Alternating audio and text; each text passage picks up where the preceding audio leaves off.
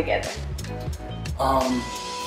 Originally, as I stated, I began to change what I posted on social media, the information, the pictures, things along those lines.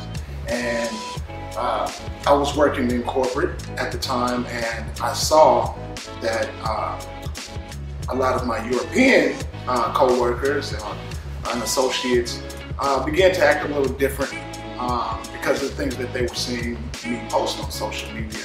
So I said, what I'll do is I'll create a group where I could post all of this information and invite everyone to this group and just be able to share, the wealth of information that we have as a people. And so I created what is a Facebook page, Rebirth of Black Consciousness. And from there, people, of course, began to post and come and share information. So I reached out to the secretary of our organization, Bianca, and just told her what was in mind, that we were coming to the table, we were going to have a meeting, and I knew she was a like-minded person, and just to come and sit down and so we could try to hash out a plan as far as what we can do to make a change. And so we came to Elaine's that following Saturday, and she brought, of course, another like-minded sister, Nicole Fudge, and it was one of the other brothers who mentioned having a meeting, and us. And of course, we had a sitting of about 7 or 8 that day, and we decided that we were going to begin to meet bi-weekly, and from there we began to grow. We founded what is now the Rebirth BFW with a board, Jeremy Drake, who is the vice president, myself, of course, president, Bianca Arredondo, who is our secretary, and treasurer Kevin Wickware, and Nicole Muhammad, again, so lovingly called Fudge. But that's how our organization began, and of course that was in July, our anniversary 7/11, which is of course a very important date in our history. And from there, we just began to grow into what we are now. What sparked the change in you so compelling that made you want to become part of this organization?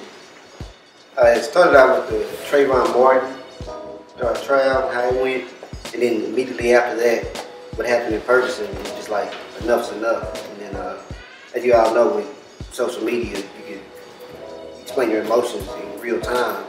And when I was doing that, I came up on the Rebirth of Black Consciousness, and one day they said, let's have a meeting. I don't think I made the first meeting, but I made sure I made the second meeting. And I've been part of it ever since. I need to be a part of something to make change, instead of just talking about change. Well, initially, I was totally unaware of what was going on just in our community and why so many things were happening the way that they were.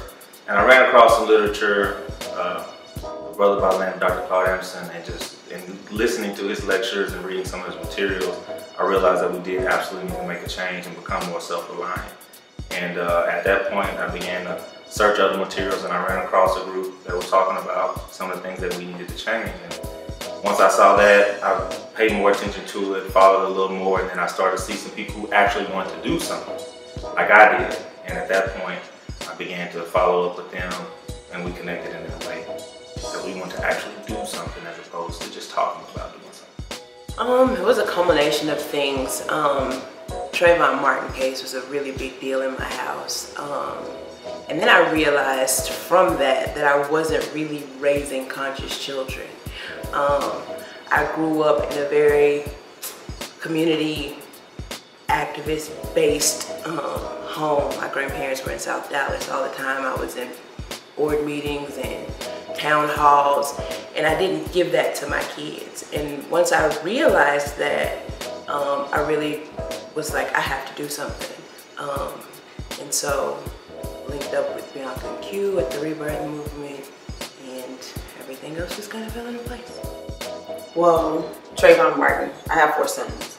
So to have to explain to them, that no, he didn't do anything to end up the way he ended up, and that, bad people don't always get punished for their crimes, and a lot of the times it has to do with the race. That was a really hard thing for me to have to do for my 4 boys. So that sparked a change in me which when Quentin called me to try to get something together, I was definitely for it. I had read all the books. I had, watched all the YouTube videos. I had, all the conscious starter pack. I already completed that. But, I wanted to do something, and we didn't really have anything to do. So I felt like that was something I could actually do and show my kids, it's not enough to just sit back and be upset and angry about a situation.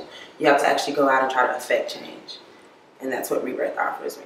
What is the message that you're trying to send not only to African Americans in our community, but to the world, especially during the state that the country is in right now? Self-reliance is the thing that's important. I think that for the African American community, we want to show that we can be self-reliant, and that it's not a bad thing or a negative thing for one to depend on oneself to do things. It doesn't mean that I don't like or dislike other people because I want to do for myself. It just means that I want to stand on my own 2 feet. And then I think that's one of the things that we want to show that we can do. We can be self-reliant and depend on ourselves for the things that we need. I think for me, what's important is kind of unity and inclusion and acceptance.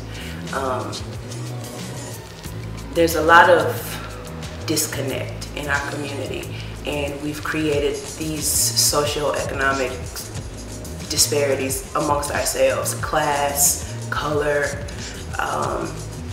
just to name a few. But I really feel like if we unite and use our numbers, that we can get away from this ideal of the only people that can save us are other people, that great white hope mentality. The message that we want to get across is, in addition to uniting amongst ourselves, that we have to accept other people in their culture just as we would expect other people to accept us in our culture. Because there's beauty in the diversity of everybody's culture. One isn't necessarily better than the other, and just because I'm pro-black doesn't mean that I'm anti-white or anti-Hispanic. So I want to teach definitely tolerance and acceptance as well. Well, currently there's a whole message that Black Lives Matter, but they've always mattered. And I think that's a very powerful message that needs to be spread, not just after all the hubbub dies down because of the next controversy, but it needs to be something that's, that remains in the conscience of the community, that we all matter. Whether race is not really a factor, but at this time, it's very important that people understand that we do matter, and that we do have the capability to come together and make the change that's needed, because we can't get it from anywhere else. Unity.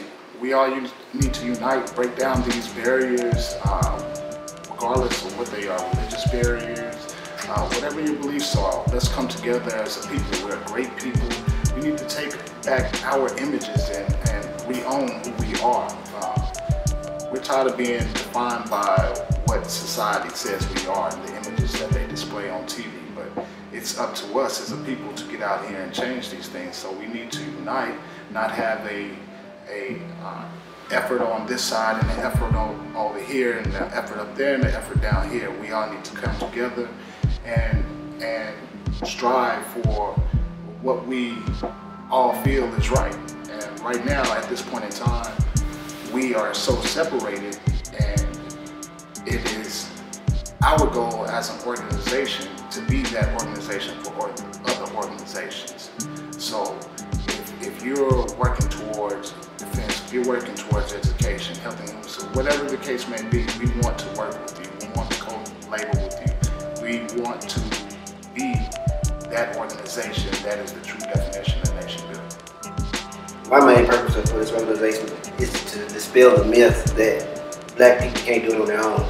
What black people fail to realize, before we were even brought over in the slave ships, we were doing it on our own. We need to get back to that. And I believe once we get back to that, they'll display all the stereotypes and myths and things that are believed about us, or that's portrayed negatively in the media. Once people see that we can build our own stuff, take care of our own communities, you'll stop hearing all those negative terms such as black on black crime, or they can't do this, they can't do that. I believe we got to do it from the inside. And as far as other races, once they see that we can do our own thing, they should have more respect for us, or at least that we should have earned it. I believe we earned it already long ago, but it's still not given, so we have a long way to go regardless of that matter. What are you hoping will arise from your contributions as an organization?